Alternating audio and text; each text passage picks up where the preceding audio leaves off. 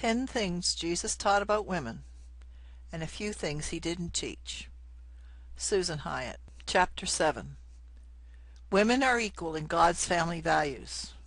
Much is said, especially in religious circles, about family values, and family is certainly of utmost importance. Caution is needed, however, because we can easily promote the values of our religion instead of the values of heaven. Luke 8:19-21 provides a window into God's family values to help us with this. Now Jesus' mother and brothers came to see him, but they were not able to get near him because of the crowd. Someone told him, "Your mother and brothers are standing outside wanting to see you." He replied, "My mother and brothers are those who hear God's word and put it into practice." When the messenger notifies Jesus that his mother and brothers are waiting to see him, Jesus' response is very interesting. It must have shocked the messenger. He or she must have wondered how Jesus could ignore his mother and brothers. But Jesus was a teacher, and he was using something that people understood to teach them something they needed to learn. He seemed to do this a lot. He would catch people at a moment they least expected and rattle their thinking to help them change their thinking about God and his ways. In this case, Jesus wanted to help the people see that what creates intimate relationship with him is one thing only: learning God's word and putting it into practice. It is not by any other means. Who had greater right to intimacy with Jesus than his mother and brothers? Yet he was saying that this privilege belongs to those hearing God's word and putting it into practice. He's saying to the people listening, "You understand the close relationship my mother and brothers have with me. You can have that too, because intimacy with me is not based on flesh and blood. It is based on hearing God's word and putting it into practice."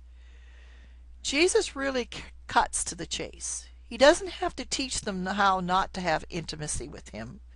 For example, at this point, he doesn't warn them not to pray as pagans do.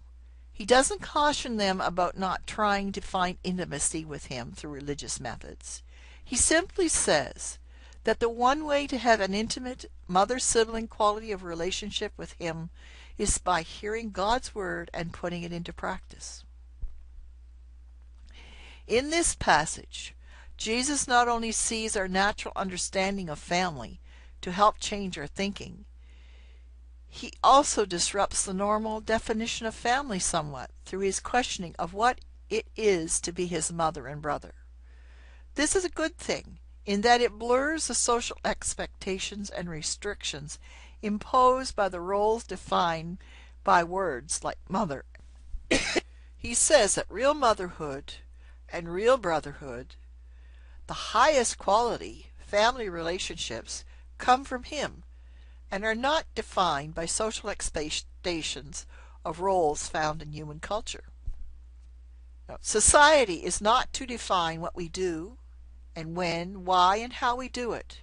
His word is to do that. We must let him define our roles in this life, because he has expectations and jobs for us that differ from or exceed those placed on us by our culture, our family, and our religion.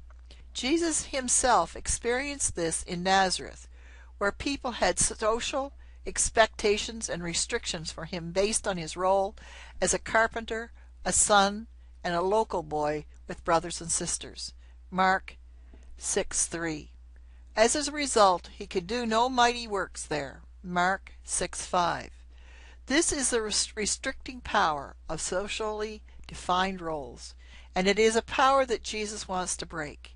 Can we grasp this?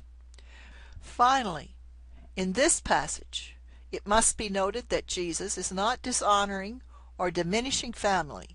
Instead, he is highlighting a principle that supersedes natural family ties and socially governed roles. He is using family as a picture that we already have to show us a picture of God and God's way of looking at relationship. In God's system, it seems, the roles as we understand them are replaced by relationship with him through his word. This is the one defining relationship that preempts all others. This, not socially imposed roles with implicit expectations. This, not socially imposed roles with implicit expectations, is what is to define our lives as His people. We are to let God define us, and that happens through the hearing God's Word and putting it into practice. In most societies, including Christian circles, the female mandate is to function exclusively, or almost so, in the prescribed wife and childbearing roles. Adherence to this mandate carries with it honor and recognition, but it is all within something called woman's place, which is lower on the social ladder than man's place. For example, medieval society saw women's proper roles as being that of wombs and workers. And in England, King James established the model of the home as a little kingdom, with the man as king, even as he was king of the nation. He also defined the home as a little church, with the man as the high priest and the head of the home, even as he was the spiritual head of the Church of England. Unfortunately, these concepts have crowded out what Jesus taught, and have become the paradigm of family values promoted by the church. Jesus is telling us that we are to seek to connect with Him, and govern priority is always and only to be hearing, putting into practice the Word of God. In all of this, He is not diminishing the need to show respect to mothers and brothers. Instead, He is saying that the honor due family members is the honor we are to extend to every person. God is no respecter of persons, and we are to treat them as He would treat them. God's family values. What an awesome idea.